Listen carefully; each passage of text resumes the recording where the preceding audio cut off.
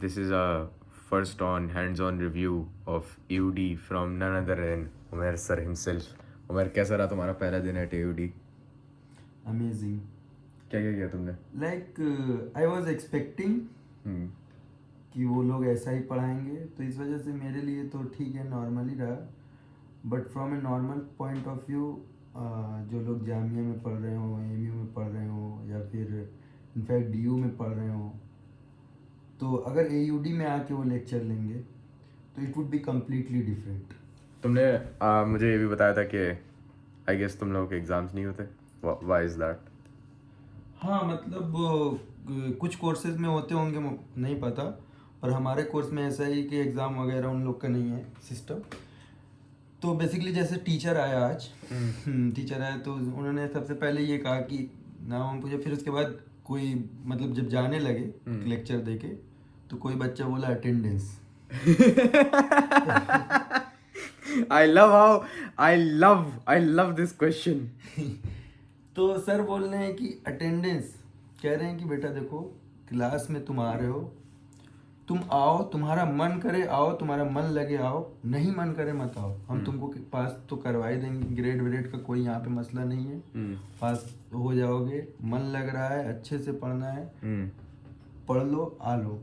और हम कोई अटेंडेंस नहीं ले रहे हैं. हालांकि उसमें मैंडेटरी लिखा हुआ है वो, just for the sake of it. हाँ, तो ऐसा मतलब अटेंडेंस का कोई मतलब वो हो गया कि अटेंड. अब तो इसी तरीके से जो है एग्ज़ाम का वहाँ पे सिस्टम क्या है कि वो लोग जो है ग्रेडिंग को उतना इम्पोर्टेंस नहीं दे रहे हैं.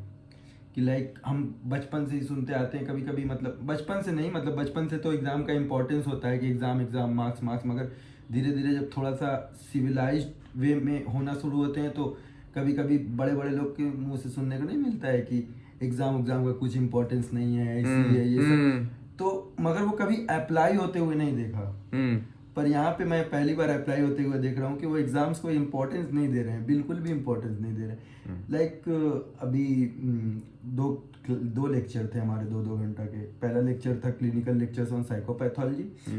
तो उसमें उन्होंने जो है सबसे पहले आया वो पढ़ाया. उसके बाद उन्होंने ग्रेडिंग सिस्टम, जब उनसे मतलब डिस्कशन की बारी आई, तो बोले हम देख लेंगे कैसे करना है. दूसरे टीचर आए फिलॉसफी पढ़ाने. फिलॉसफी मतलब एक सब्जेक्ट काइंड ऑफ है कि उसमें एथिक्स, नॉलेज एंड आइडियाज करके एक और, हालांकि साइकोलॉजी से उसका कोई लेना देना नहीं है, but they teach just for the sake of being thinking critically. तो वो क्रिटिकल थिंकिंग के लिए वो पूरा कोर्स उन्होंने डाला हुआ है कि कैसे बच्चों को जो है और सब्जेक्ट के लिए वो पढ़ा के प्रिपेयर कराया जाए.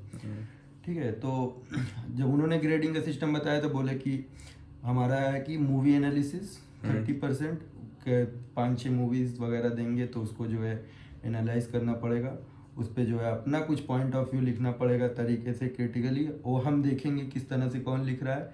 30% उसका, 30% बुक रिव्यू. 5-6 बुक्स होंगी, उसमें से 2 चूज़ करनी है, 2-3 जो भी, उसमें से उस बुक को पढ़ना है, अपने हिसाब से उस बुक का रिव्यू वगैरह लिखना है. उसके बाद बुक का एनालाइज करना है अच्छी तरीके से. किस तरह से एनालाइज कर रहे हो, क्या कर रहे हो, जितना ज़्यादा तुम औरों से हट के एनालाइज कर सकते हो, बोल रहे थे, उतना ही ज़्यादा इंपॉर्टेंस उसका तुम्हारे एनालिसिस पे बढ़ेगा. और 40%, अब मुझे पता नहीं क्या बोल रहे थे, रिसर्च क्वेश्चन वगैरह, उसके बारे में उन्होंने खैर एक्सप्लेन नहीं की. आई थिंक कहीं ना कहीं तुम्हारा जो बुक वाला है मुझे अच्छा लगा इन द सेंस के तुम्हें वो लोग मूवी एनालिसिस भी करने के लिए दे रहे हैं. एंड आई थिंक अगर वो कह रहे हैं कि दूसरे लोगों से हट के करना है, तो what he basically means is कि तुम्हारी एक अपनी थीसिस होनी चाहिए और उस थीसिस के सपोर्टिंग आर्ग्यूमेंट्स होने चाहिए. थीसिस से मेरा मतलब डिसर्टेशन प्रोजेक्ट नहीं है. थीसिस से मेरा मतलब है कि एक जेन्युइन आइडिया होना चाहिए, उसको आइडिया को सपोर्ट करने के फिर वो होने चाहिए like different reasons, and that is what you have to look at. And अगर उन आइडियाज के पीछे उन रीजंस के पीछे तुम एक एस्टैब्लिश्ड साइकोलॉजिकल थ्योरी ले आओ तो क्या ही बात है, फिर तो वारे न्यारे हो जाएंगे. और बताओ, हाउ वाज द कैंपस? तुम लोगों का रूम रेनोवेट हो गया क्या? अभी तो नहीं, अभी हम 3rd सेमेस्टर वालों की क्लास छिका के क्लास कर रहे हैं. तो लेट्स सी, मतलब तो वही है कि अब गवर्नमेंट इंस्टीट्यूट है या सेमी प्राइवेट, जो भी कह लीजिए, तो उसमें इंफ्रास्ट्रक्चर वगैरह की तो प्रॉब्लम होती ही है, इंफ्रास्ट्रक्चर की, एडमिनिस्ट्रेशन वगैरह की, जो जामिया एमयू की प्रॉब्लम है वही सेम प्रॉब्लम वहाँ पे भी होगी। आई होप कि होगी, मतलब मुझे लगता है कि होगी, क्योंकि मतलब लोग भी थोड़ा बता रहे थे कि एडमिनिस्ट्रेशन वगैरह ठीक है, मतलब ढंग से डील करना पड़ता है तभी। हाँ, पर ये है कि अच्छा है कि मतलब अभी जैसे मेरे पास मेल आया है कि कल एक क्लास सर जो है बोल के गए थे कि वो कहीं जा रहे हैं बच्चों को ट्रिप पे लेके, एक्सपीरियंस टू सेल्फ की क्लास थी कल, तो वो नहीं लेंगे क्लास। तो मेल आ गया कि कल तुम लोग की सिर्फ एक ही क्लास होगी। तो आज तक जामिया ने तो कोई मेल नहीं भेजा कभी एग्ज़ाम क्लास कैंसिल होने का। तो आई होप थोड़ा बेटर होगा। और प्लस कैंपस वगैरह का तो यार क्या बताया जाए, कैंपस कैंपस का तो यही है कि मतलब शुरुआत ही खत्म हो गया। पहले हम एमयू में थे, हम्म। एमयू में मतलब इतना बड़ा कैंपस मतलब कि हम लोग कैंपस कभी घूम नहीं पाए 3-4 साल में, मतलब 5 साल में एमयू में रहे, एक आध जगह तो ऐसी होगी कभी एक बार गए होंगे, 2 बार गए होंगे मुश्किल से, राइट। और उसके बाद जब जामिया में आए एमयू से तो लग रहा था क्या ही है जामिया, कितना छोटा कैंपस है, कहाँ इसमें रह पाएंगे, कैसे हो पाएगा मतलब एमयू के मुकाबले में। बट हाँ, वही है कि जामिया में धीरे धीरे अडाप्ट कर लिए, फिर जामिया से सीधा एयूडी में गए। भाई इसके हम लोग कैंपस गए थे, हम लोगों को बस सीधी सीधी सड़क मिली थी, हम सड़क के हिसाब से चल रहे थे और हम कहते भाई ये पूरे का पूरी ये पूरी पूरी यूनिवर्सिटी एक ही रोड पे बसी हुई है क्या? लाइक वो चलती आ रही, वो रोड मुड़ती आ रही, डिपार्टमेंट भी मुड़ता जा रहा है। ये क्या हो रहा है? और इसके अंदर अमेजिंग की जो है, मतलब हम लोग जब जा रहे थे, याद होगा फर्स्ट डे आपको, तो एडमिशन के लिए, तो उसमें पहले हम थोड़ा दूर चले तो थोड़ा अजीब सा लगा, फिर थोड़े दूर चलने के बाद थोड़ा हरियाली टाइप लगा कि वो जामिया टाइप या एमयू टाइप कुछ, गार्डन था। फिर बाद में पता चला कि ये कैंपस एयूडी का नहीं, ये आईजीडीटीयू का है। हाँ, एक तो पूरा का पूरा दोनों यूनिवर्सिटीज जो है वो ऐसे चिपक के बनाई हुई है, कोई डिलीनिएशन पॉइंट भी नहीं है भाई कि हाँ यहाँ से डिलीनिएट हो रहा हो कि यहाँ से क्या कहते हैं सारा का सारा जो पीछे है वो एओडी का और यहाँ से आगे सब आईजीडीटीयू का। हम लोग तो आगे चले गए, हम आईजीडीटीयू में घुस गए थे। इनफैक्ट हमें आईजीडीटीयू की लड़कियों ने ही बताया कि आप लोग आईजीडीटीयू में, आप लोग एओडी में नहीं है, तो हम लोग वहां से फिर वापस आए उल्टा पलट के। But I like how humble they are gatekeepers. अच्छा। मतलब मैं आईजीडीटीयू से भी एंट्री ले सकता हूँ या एयूडी के मेन गेट से एंट्री ले सकता हूँ। They are understanding. मतलब बहुत अंडरस्टैंडिंग है कि कोई बात नहीं, ऐसा नहीं कि हमारे कैंपस में से क्यों एंट्री ले रहे हो, या तो कोई मसला नहीं है उसमें, कहीं से भी एंट्री ले सकते हो। चलो ये तो ठीक है यार तुम्हारा। दिस वाज उमेर का पहला दिन डॉक्यूमेंटेड एट एओडी। ओवरऑल जो है यही है कि मतलब कैंपस लाइफ वगैरह तो ऑफ कोर्स जामिया एमयू जैसी मुझे नहीं लगता कि पूरे इंडिया में कहीं आई थिंक वो अनफेयर टू एक्सपेक्ट हो जाएगा, it would be unfair to expect. But वही है कि जो एक पढ़ाई करने का तरीका, पढ़ाने का तरीका होना चाहिए। मतलब this is the first time I see myself कि हाँ मैं किसी इंस्टीट्यूट में पढ़ रहा हूँ जहाँ से मेरे को कुछ रियल नॉलेज गेन हो। मतलब नहीं तो मैं, मतलब अगर जामिया में जितना पढ़ा हूँ, एमयू में जितना पढ़ा हूँ, मतलब कि उससे ज़्यादा मैं यूट्यूब और रैंडम बुक्स पढ़ के नॉलेज गेन कर सकता हूँ। मतलब वो ऐसा कोई वो नहीं है कि कोई, हाँ बस ये है कि जामिया में क्लासेस करते थे तो वो कंपलसरी हो जाती थी, तो वहाँ पे नॉलेज गेन हो गया, ठीक है, ओके। मगर अब लग रहा है कि हाँ वी आर गेनिंग समथिंग। जैसे कि जाते ही उन्होंने फिलोसफी वाले सर ने तो 1-2 बुक रिकमेंड कर दी, तो एक बुक अभी मैं देख रहा था, उसी बुक का पहले डॉक्यूमेंट्री वगैरह देख रहा था कि बुक किसके ऊपर है, तो अभी मैं आपको दिखाऊंगा। It's an amazing book. उन्होंने एक प्लेटो का भी सिम्फोनियस करके कुछ है, द सिम्फोनी या कुछ, तो उन्होंने वो सिम्पोजियम है, तो द सिम्पोजियम रिकमेंड किया है। और एक बुक वो भी है, मैं नाम भूल गया, बर्नआउट सोसाइटी। हाँ द बर्नआउट सोसाइटी, कोई कोरियन राइटर किया। It's an amazing book. तो वही है कि अब ये बुक पढ़ेंगे, एनालाइज करेंगे। जामिया में क्या है, नोट्स पढ़ लिए, ई ज्ञान कोश पढ़ लिए। ई ज्ञान कोश ने इतने बच्चों की जिंदगी बचाई है। ई ज्ञान कोश वाले को दुनिया भर की दुआएं लगेंगी। उस बंदे ने जितने लोगों को बचाया है ना, वो भी पता है वो लेक्चरर ही होते हैं जो वो सारे नोट्स बनाते हैं शायद। हाँ बचाया तो है, मगर अब तुम कह सकते हो ना कि what do you mean by बचाया है। Like they have doomed us in terms of using our own brains, but it's okay, कोई बात नहीं। वो नहीं करते तो चैट जीपीटी कर ही देता कभी ना कभी आके। इसलिए एग्जाम वाला जो कॉन्सेप्ट मुझे लगा कि एग्जाम नहीं होने वाला चीज जो है ठीक है, मतलब कि कभी कभी एग्जाम के प्रेशर की वजह से आदमी क्या करता है, अपना ब्रेन बिल्कुल यूज करना नहीं चाहता, जल्दी जल्दी नोट्स लाओ, ये करो वो करो, पढ़ो खत्म करो। भाई मुझसे पूछो, हाँ, मेरे चल रहे हैं, इसे मुझसे पूछो। मुझसे पूछो ना। तो वही है कि जल्दी जल्दी अब ई ज्ञान कोश आदमी मजबूरी में कब डाउनलोड करता है, जब जब उसके पास नोट्स नहीं होते हैं नोट्स और नहीं अगले होते, दिन मटेरियल सेशनल नहीं होता होता है। है, अगले दिन सेशनल होता है, अगले दिन सेमेस्टर होता है, हाँ भाई ज्ञान कोश से पढ़ते हैं। मगर जब तुम्हारे ऊपर एग्जाम का प्रेशर नहीं रहेगा, कुछ नहीं रहेगा, और अगर तुम पढ़ना हाँ मतलब एयूडी में अगर तुमको जाना, मतलब एयूडी में मुझे लगता है कि वही बंदा जाए जिसको सच में कुछ नॉलेज वगैरह चाहिए और नॉलेज गेन करनी हो। मतलब मैं ये सब अपने ऊपर ब्रैग करने या कुछ, एयूडी में मेरा एडमिशन हो गया, यूनिवर्सिटी का ब्रैग करने की कोई बात नहीं है, but the way they teach वो मतलब बहुत इंपॉर्टेंट है। कि अगर तुम वहां पे बैठे हो फिलोसफी की क्लास में, 2 घंटे का लेक्चर है, तुमको अगर इंटरेस्ट नहीं है तो यू विल गेट बोर्ड। मतलब इस ऐसा वैसा बोर्ड नहीं, मुझे 2 घंटा अगर कोई मैकेनिकल इंजीनियरिंग की क्लास में बैठा दिया जाए तो मुझे कैसा फील होगा। अच्छा, क्योंकि लेक्चर सारे 2 घंटे के हैं, और plus I think what you trying to say is कि वहां पे it is mandatory to use your brain, it is a requirement. Interest interest सबसे चीज इंपॉर्टेंट चीज है। तो वही वाली बात है ना कि हर बार आप कभी कभी क्लास में बैठेंगे आपका दिमाग नहीं चलेगा, to be very honest that is true, और हर क्लास में चलना भी नहीं चाहिए, अदरवाइज भाई आप अलग हैं, फिर बता महान है। अगर हर क्लास में आपका दिमाग चल रहा है तो मतलब आप सच में महान है। तो कभी कभी कुछ सब्जेक्ट्स का नहीं चलता, तो if you really like your subject ना, you know you want to get into और एक एयूडी, चीज और बहुत ही अच्छी लगी मुझे कि वहाँ के प्रोफेसर्स जो है, मतलब बहुत ज़्यादा यूनिवर्सिटी में इस्टेब्लिश्ड प्रोफेसर नहीं है। अच्छा।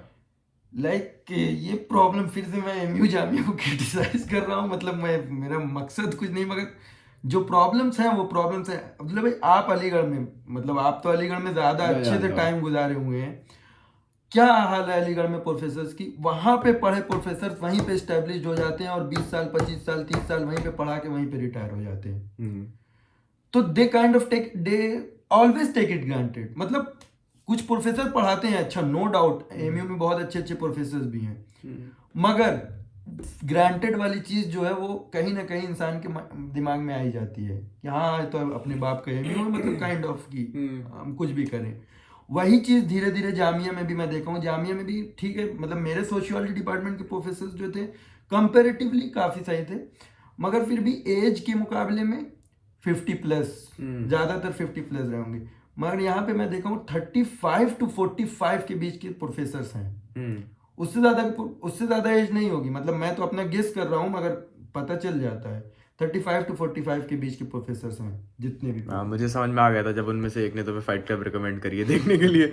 सो good professors there, I think yes. वो बार बार आई थिंक इंस्टीट्यूशनलाइजेशन जो हो गया अलीगढ़ में इन टर्म्स ऑफ इंटेलिजेंसिया, उसकी सबसे बड़ी दिक्कत ये है कि अगर वो अपने आप में कंप्लेसेंसी ब्रीड ना करें ना तो कोई दिक्कत नहीं हो जाए, लेकिन it inevitably ends up breeding complacency. वो इंसान का नेचर है भाई। वही ना कि मतलब आप you know I don't really want to bad mouth anyone, क्योंकि कहीं ना कहीं उन लोगों ने हमें पढ़ाया भी है। I really appreciate them for that, like let that be known कि I really really love the fact that I was taught by some great professors there. नहीं मतलब अच्छा तो नहीं लगता कभी भी, जैसे एमयू भाई दिल में है, मतलब एमयू फैक्ट्स, तो मतलब एमयू का कोई रिप्लेसमेंट नहीं है, फैक्ट्स, ठीक है।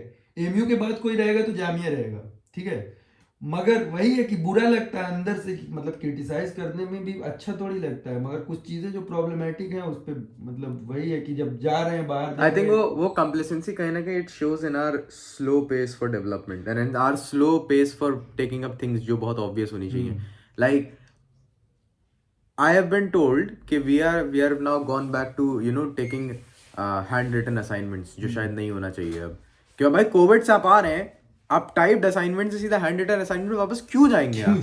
Like why would you do that? Give me good reason. आप ये कह सकते हैं कि आप वापस आ गए, हम आपको और अच्छे से रेफरेंसेस के साथ लिखिए आप, so instead of pushing the students आप वापस उन्हें हैंड रिटन लगे। अच्छा ये जो है जैसे एमयू जामिया वगैरह में जब होते थे, मतलब बच्चे पूछते थे, सर प्रोफेसर वगैरह थे कि सर टाइप करके देना असाइनमेंट या हैंड रिटन, तो नॉर्मली आंसर करते थे।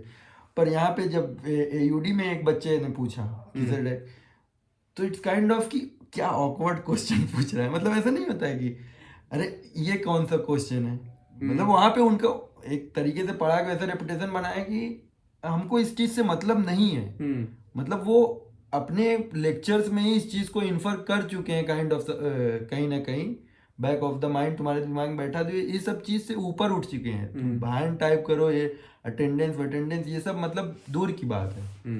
हमको जो है बस तुमको जो है काइंड ऑफ जो है नॉलेज देने से मतलब है, ठीक है। तो इस हिसाब से जो है आई वुड से कि जो है You're enjoying your time. हाँ, I am grateful that I have been, in fact DU की बात मैं कर रहा हूँ कि डीयू में तो मैं कभी मेरा एक्सपीरियंस कुछ रहा नहीं।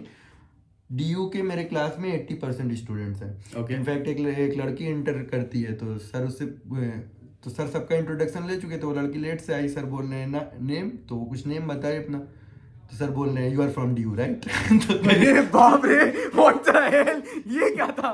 तो लड़की बोल रही है हाँ हाँ आई एम फ्रॉम डीयू, सब हंसने लगे कि मतलब, तो वही सर बोल रहे हैं देखो कितना आसान हो गया। तो वहाँ पे बच्चे मतलब जो डीयू के बारे में बता रहे हैं कि जो 3rd सेमेस्टर के जो स्टूडेंट भी थे वहाँ पे, तो वो हम लोग को कैसे बता रहे थे कि क्या करना है, कैसे डिफरेंट है डीयू से एयूडी। तो डीयू का बहुत ज़्यादा डीयू का सेम क्रिटिसिज्म था कि काफ़ी ज़्यादा मोनोटोनस चीज़ जगह है वो, काफ़ी ज़्यादा मतलब सेम वही असाइनमेंट एग्ज़ाम ये वो पढ़ाई वढ़ाई, मतलब बस ये है कि डीयू काइंड ऑफ नाम पे चल रही है अपने। अभी भी मेरा जो है साइकोलॉजी में डीयू में मैं जो है एक साइकोलॉजी एक अप्लाइड साइकोलॉजी दोनों में दिया था। इनफैक्ट अप्लाइड साइकोलॉजी में मेरा हो गया है सिलेक्शन, मगर बहुत सारे लोग सजेस्ट भी कर रहे हैं कि अप्लाइड साइकोलॉजी में ले लो डीयू में। डीयू एक इंस्टीट्यूट है ऐसा वैसा, मगर मुझे पता है क्यों नहीं लेना है। I think कहीं ना कहीं DU is more like a corporate life and AUD is more of an entrepreneurial journey. With that note, I would like to end this क्योंकि 16 मिनट का हो गया, 17 मिनट का हो जाएगा। अब अगला वीडियो क्या कह रहे हैं उमर, तुम्हारे AUD के बारे में कब रिकॉर्ड करेंगे? जो तुम्हारा आखिरी दिन होगा। अब यूडी के बारे में नहीं रिकॉर्ड करेंगे, अब कुछ ऐसा अमेजिंग सीन होगा तभी रिकॉर्ड करेंगे। क्या वो तो रोज होगा, तुम जाओगे नए नए आइडियाज लाओगे वहां से, फिर मुझे भी पढ़ाओगे। अच्छा, उमेर के जाने का एक अच्छा फायदा ये है कि वापस आएगा तो फिर मुझे भी पढ़ाएगा बैठ के, मैं भी नई नई चीजें सीखूंगा। एक अच्छा ये होता है। अच्छा और बताओ, so that's it guys, take care.